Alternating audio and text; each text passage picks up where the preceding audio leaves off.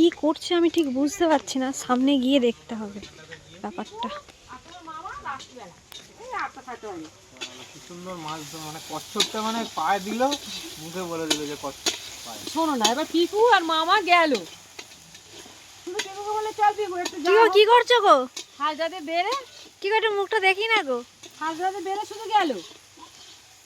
এবার দুজনে গল্প করতে গেল, যেই দেখ একটা শোল মাছ ধরে চলে এলো। পিকু বল, ও মামি আমি দাঁড়িয়ে আছি, মামা গেল, দেখ ধরে নিয়ে চলে এলো। কি করে জানো বলবি আমি, আমাদের কল দিয়ে দোষ আছে। তোমার মামা গেলে ও ঠিক মাছ পাবেই পাবে। ধরো, চাটনি ভালো বাবা।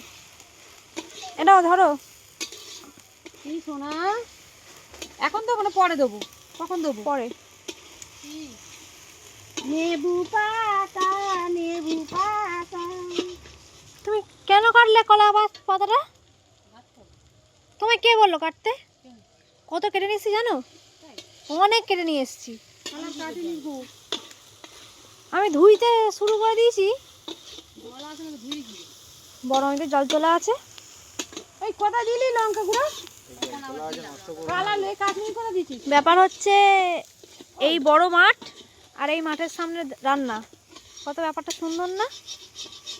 আর টুকরো টুকরো করছে পাতাগুলোকে, দেখো। করবো না, খাবার মনে হবে।